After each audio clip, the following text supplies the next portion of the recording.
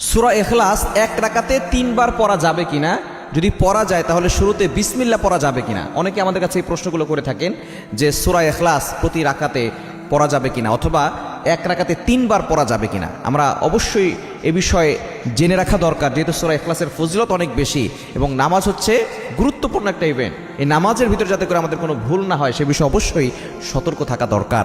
আমরা অনেকেই সূরা ইখলাসকে মহব্বত করি এবং সূরা ইখলাসের ফজিলত অনেক বেশি, যদিও ছোট্ট সূরা তবে এর ফজিলত অনেক বেশি। পবিত্র কোরআনুল কারীমের 112 নম্বর সূরা হচ্ছে সূরাতুল ইখলাস।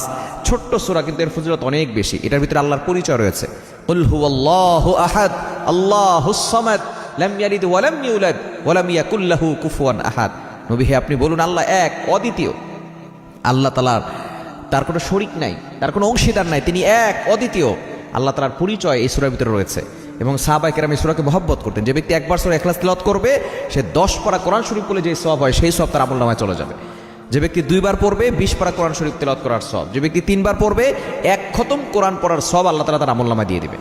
সূরা ইখলাসের ফজিলত অনেক বেশি এবং যে ব্যক্তি 10 বার পড়বে আল্লাহ তাআলা তার জন্য জান্নাতে একটা প্রাসাদ নির্মাণ করে দিবেন।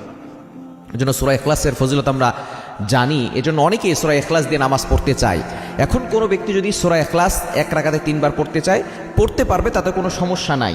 তবে অবশ্যই আমাদেরকে এ বিষয়ে সতর্ক থাকা দরকার। আপনি নামাজটা যদি লম্বা করতে চান তাহলে অবশ্যই আপনি একটা সূরা বারবার পড়তে পারবেন, একটা আয়াত আপনি বারবার পড়তে পারবেন, এতে কোনো সমস্যা নেই সূরা ইখলাসকে ভালোবেসে। তবে প্রতি রাকাতেই সূরা ইখলাস পড়া, এটা কিন্তু নামাজটা অন্যরকম হয়ে যাবে, নামাজটা মাকরুহের কাছাকাছি চলে যাবে। অনেকে আছে প্রতি রাকাতেই সূরা ইখলাস পড়ে, প্রতি রাকাতে আপনি সূরা ইখলাস পড়বেন না। কারণ নামাজের যে আমাদের কোরআন শরীফের যে সূরাগুলো আছে এটার ধারাবাহিকতা এটা একটু মেনটেন করে চলতে হবে। আগের সূরা আগে পড়তে হবে, পরের সূরা পরে পড়তে হবে। নামাজ লম্বা করার জন্য আপনি একটা আয়াত বারবার পড়ছেন, একটা সূরা আপনি বারবার পড়ছেন, তবে আপনাকে খেয়াল রাখতে হবে প্রথম রাকাতে যে সূরার যে সিরিয়ালগুলো আছে আগের সূরা আগে পড়তে হবে, পরের সূরা পরে পড়তে হবে।